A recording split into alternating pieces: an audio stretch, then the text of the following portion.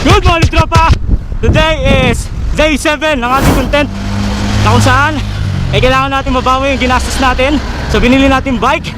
So for today's video mga tropa, nakatipid na tayo ng 630 pesos para sa 7 day na pagbabike natin. So in total, meron na lang tayong 148 days para mabawi natin yung 14,000 pesos na ginastos natin sa pagbili natin ng bike.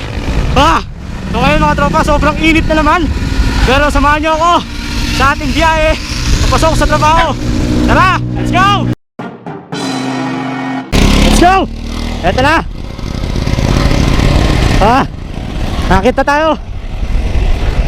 Sana lang hindi pa lobat yung GoPro.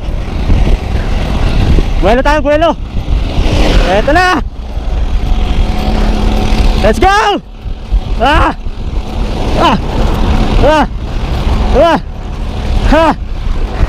Sakit sa paa, pero kaya yan.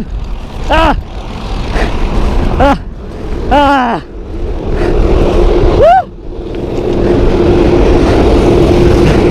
Yung truck nga nahirapan eh. Bike pa kaya? Oh,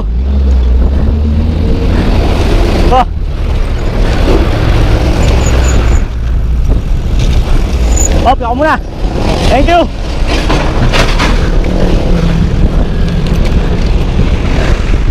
Woo!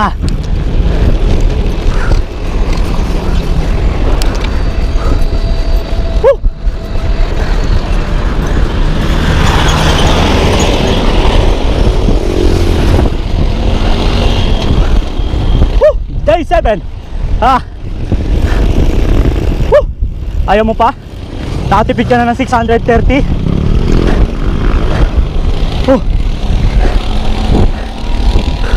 Chill ride muna tayo. Sarap dito, malilim. Tapos mamaya bakbakan ulit tayo. Let's go. Ito na, final. Final pahirap. Bago makapasok ng trabaho. Paunahin mo muna ako kuya, bagal lang ako. Thank you. Let's go.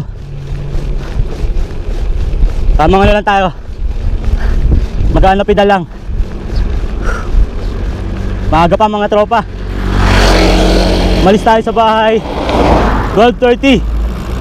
Sa tingin ko wala pa isang oras, nandun na tayo sa Wyatt. Okay. Malayo-layo pa para doon sa unang ahon. Tama nga lang tayo. Chill pedal, chill pedal. Pero medyo paano na to, paahon na to konti. Slight lang, very light.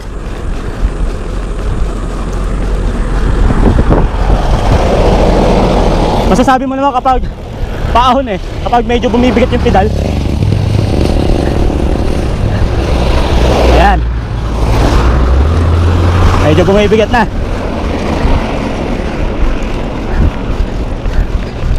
Ay yan. Pang 7 days na eh. Ayun o, kita nyo ba? Medyo paahon ng kaunti. Tara.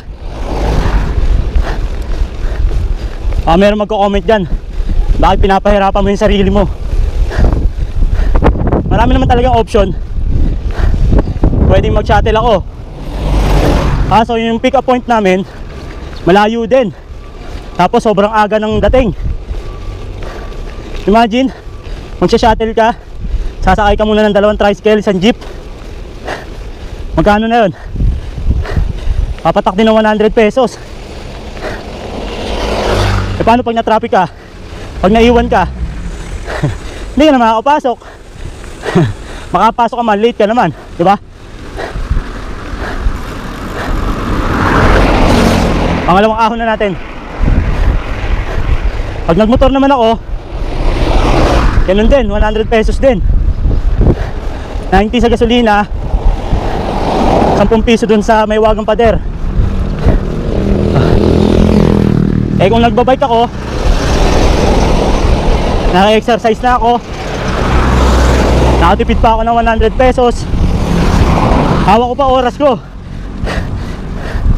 Pero syempre, hindi na katulad ng dati na maalis ako sa bahay 1 hour before.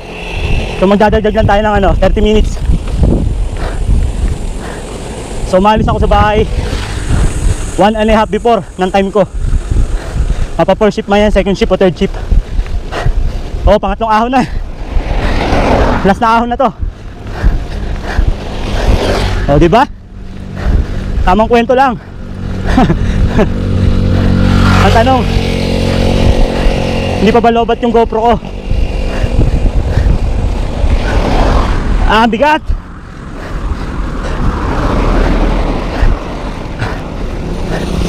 Let's go, yan na. Woo!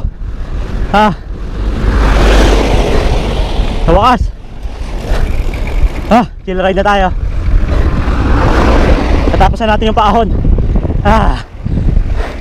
Woo! Sarap.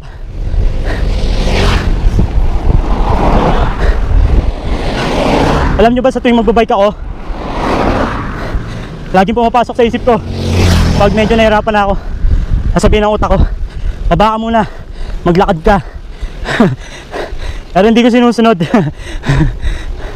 Tuloy-tuloy pa rin ako kasi kaya ko pa eh. Maglalakad na lang siguro ako pag talagang hindi ko na kaya.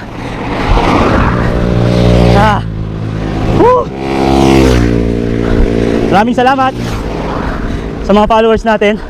Sana magustuhan nyo itong ginawa kong content. Hindi ko ginawa to dahil uso ang bike. Ginawa ko to kasi kailangan talaga. Kailangan ko na magtipid. Kailangan tulungan ko si Mrs. Dahil meron akong college student. So yung 1,000 ko linggo-linggo, malaking tulong yung kay Mrs. Para pandagdag sa mga magiging bills namin, sa mga magiging gastusin namin sa bahay. Ayan na, natatanaw ko na ang bayad. Teka lang. Thank you. So there you have it mga tropa. Tapusin ko na itong video. Hanggang bukas ulit. Pang day 8 na natin bukas. Buti pa si Tonton nagbabike. Peace. Bye bye. Hingal gabayan na naman ako.